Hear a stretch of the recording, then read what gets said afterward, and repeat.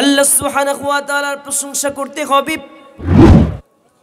আল্লাহর প্রশংসা ব্যতি রেখে এই পৃথিবীর কোনো মানুষের প্রশংসা করা যাবে না।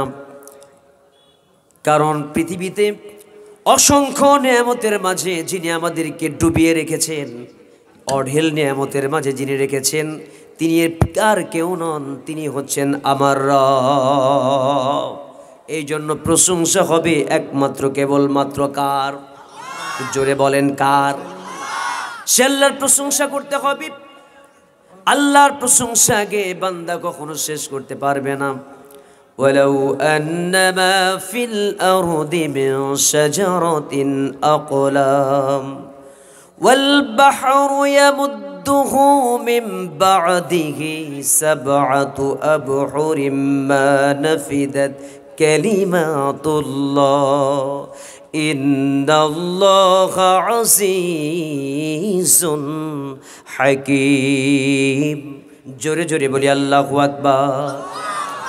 আল্লাহ রাব্বুল আমিন জানিয়ে দিলেন, বান্দারে এই তামাম পৃথিবীর যত পানি রয়েছে, এই শুধুমাত্র পদ্মা নদীর পানি নয়, ফারাক্কা বাঁধের আশেপাশের পানি নয়, ভারত মহাসাগরের পানি নয়, তামাম পৃথিবীর জমিনে যত পানি রয়েছে সমস্ত পানিগুলিকে যদি কালি রূপে রূপ দেওয়া হয়, তামাম পৃথিবীর জমিনে যত তরুলতা বৃক্ষরাজি রয়েছে সমস্ত গাছপালা তরুলতাগুলোকে যদি কলম বানানো হয়, লিখতে লিখতে পানি রূপী কালিগুলি শেষ হয়ে যাবে, কলমগুলো অকেজ হয়ে যাবে, কিন্তু আমার রবের কালিমার ব্যাখ্যা লেখা কখনো শেষ করা যাবে না।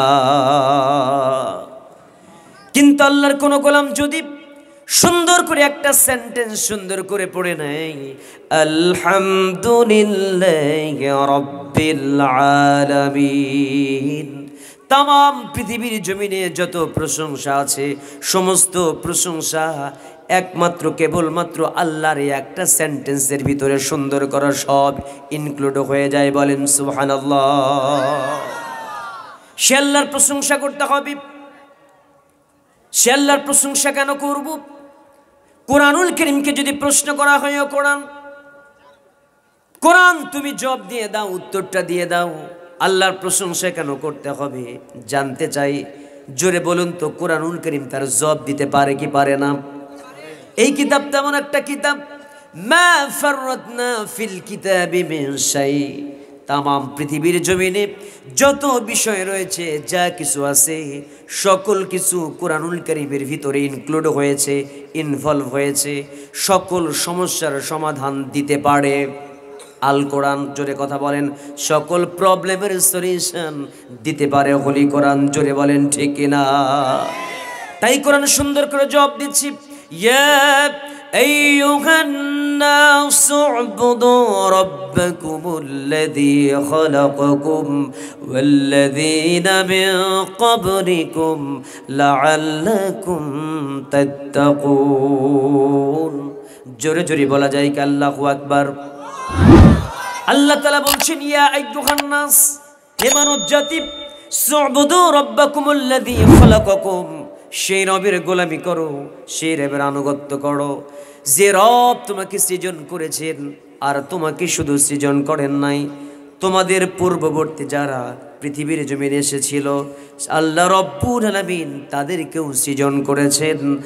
আশা করা যায় তোমরা মুত্তাকি হতে পারবে। জোরে বলেন সুবহানাল্লাহ। জীবন দিয়েছেন যিনি, আইন মানব। কথা বলেন। জীবন দিয়েছেন যিনি, আইন মানব তার, আইন মানব তার, হুকুম মানব, বিধান মানব।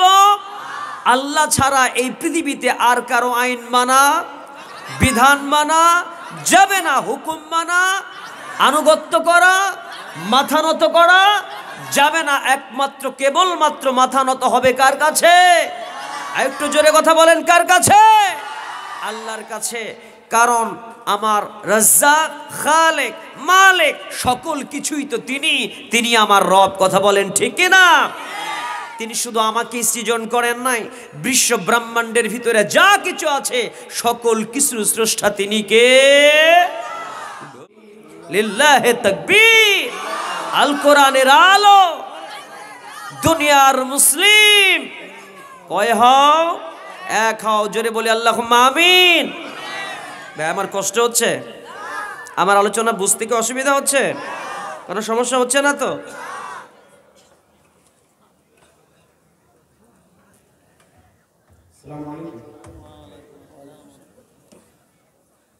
বলছি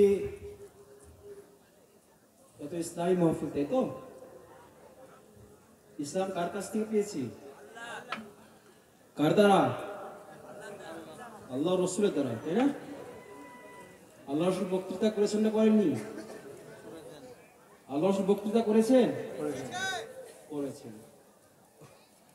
আল্লাহ রসুলের বক্তৃতা এতগুলো কোরআন ও হাদিস, হাদিসের মধ্যে আল্লাহ রসুলের বক্তৃতার যে হয়েছে, নকল করা হয়েছে, কোথাও এতবার নারা আর সুবহানাল্লাহ আর আল্লাহু আকবার, এটা কি?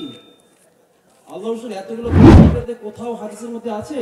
তো কথায় কথায় মূল কথা বাদ দিয়ে শুধু পাবলিককে শুধু ইয়ে করা, এগুলো শুনতে ভালো লাগছে?